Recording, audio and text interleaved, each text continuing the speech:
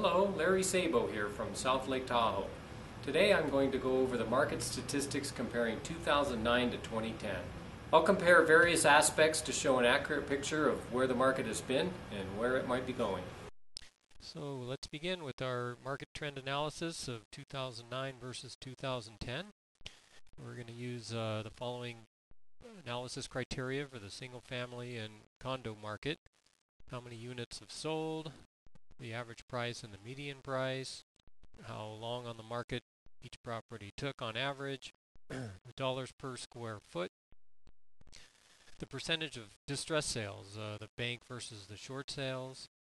The percentage of the asking price will be the percentage of the original price and the current asking price when the property sold. And for multifamily, we'll be looking at dollars per unit and the gross rent multiplier.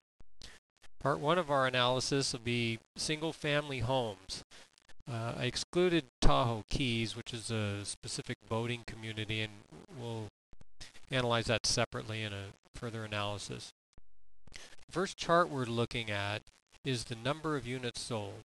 This begins in January of 2009 and ends in December of 2010. Certainly a market trend upward, bounces around. We do have seasonal fluctuations, but an overall trend increasing in the number of units sold. Next chart is the average price versus the median price. So the upper line is the average price, and you can see it fluctuates here between 300 and 350,000 on the average price. Median price is pretty similar. What we're looking for here really is the trend, and there is a slight trend downward in the prices overall. Next chart is days on market and dollars per square foot. So the top line is the time on the market. Definite trend going downward, which is a good thing for the market. It's taking less time for properties to sell. Dollars per square foot, a lot of fluctuation there, but definitely a downward trend in the dollars per square foot. Bank-owned versus short sale. We call these distressed sales.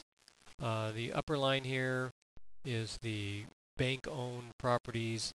The percentage of sales that were bank-owned approaching 40% at time. Pretty flat overall.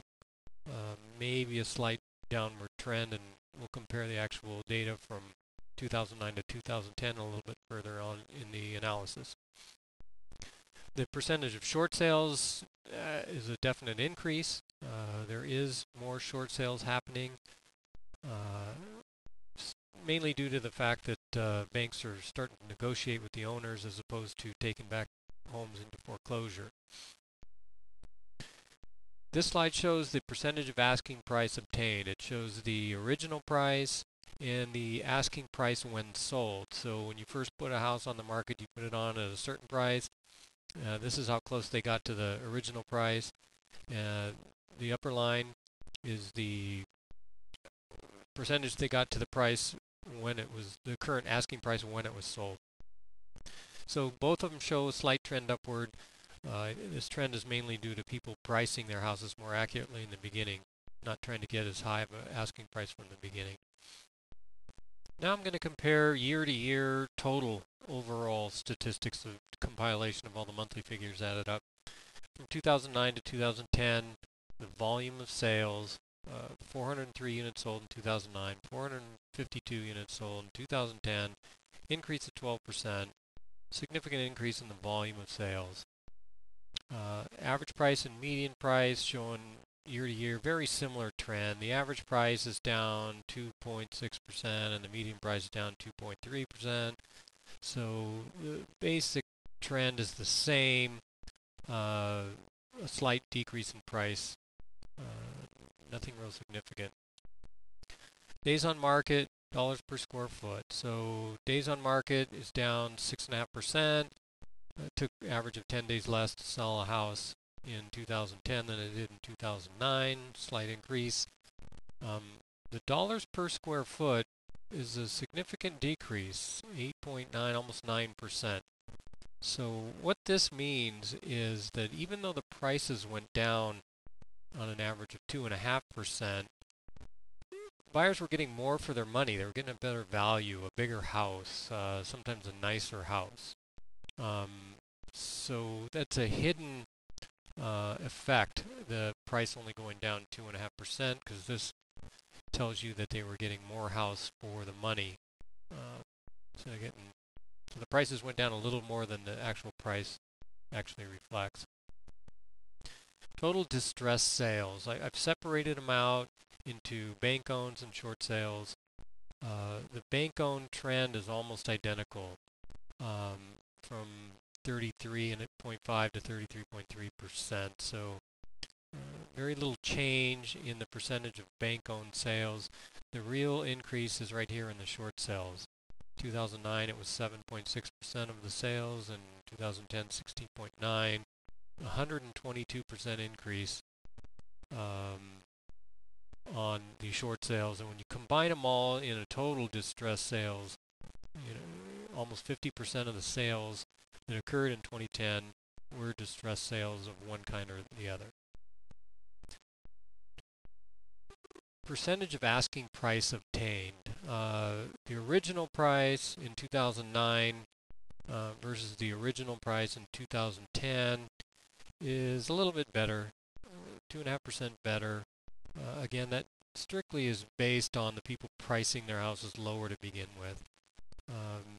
The difference between the two prices from 85 to 95, that's the price reduction amount. So in 2009, for instance, when they got 85% of their original price, they reduced the price 10%, and then took 5% less than that to actually make the sale happen. The current price is pretty similar, almost no change. The difference is the price they started out asking is much lower, a few percent lower in 2010. Now we're going to take a look at Tahoe Keys separately as its own entity. Tahoe Keys, if you're not familiar with it, is a boating community specific to South Lake Tahoe on the California side. The volume of sales in Tahoe Keys is significantly up, 60%. Quite a bit of increase in volume of sales in Tahoe Keys. Average price versus median price. The average price in Tahoe Keys fluctuates a lot because the prices vary in price significantly, from $500,000 properties to multi-million-dollar properties. So in the Tahoe Keys, the median price is usually the way the neighborhood is analyzed, simply to take the fluctuations of one big sale affecting the average numbers. So even though the average price seems down a little over 9%, the median price at 3.5% is not too significant of a change in price for that area. Days on market in dollars per square foot again. Days on market took a little bit longer this year. Tahoe Keys traditionally takes a little longer to sell houses, so the time frames are a little over 6 months here. No significant change there. And the dollars per square foot stayed very close. So the median price and the dollars per square foot in the Tahoe Keys being really close tells me that the Keys had a good year comparing 2010 to 2009. Distressed sales are actually down overall 37%. So the bank owns went down just a little bit, and the short sales went down significantly. So maybe it's stabilizing out in Tahoe Keys. Asking price obtained, not much change here in the original price. Little positive change in the percentage of the current asking price when sold. So maybe people just sticking to their guns. People are starting to buy. But year to year, another good statistic for Tahoe Keys. Okay, so next will be condominium sales, South Lake Tahoe, California side. Volume significantly up, 32 condos in 2009 sold 55 in 2010. Great volume. Um, there's reasons for that. First reason looking at is sales, price. The average and median price both down close to 30%. What this says is that once things get cheap enough, people will start buying them. Days on market also significantly down, 25%. So when you price them low enough, people buy them and they buy them quicker. Dollars per square foot down 18%, which is the reverse statistics we saw. So even though the prices went down 30%, they got a little less size for the same amount of money. But all in all, condos have, according to the buyer's market, have determined to be a good deal, and they're starting to sell in volume. Distressed sales in the condo market from bank owns from 22% to 31%.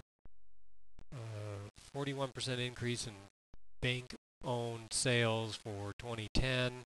Short sales from less than 10% to over 25%. A huge increase in short sales, meaning the banks are cooperating with people trying to get these things sold. All in all, when you combine all the distressed sales, it went from 30% of the sales to 56%. So over half of the condos that sold were a distressed sales situation. Huge increase, but the volume is way up. So indications are that buyers buying in this market are determining that this is the time to buy. Percentage of asking price obtained, real significant increases in the percentage of asking prices obtained. But really all that means is they priced them lower to begin with. So back in 2009, when they put something on the market, they were getting, less than 25% of what they originally started with. In 2010, significant increases.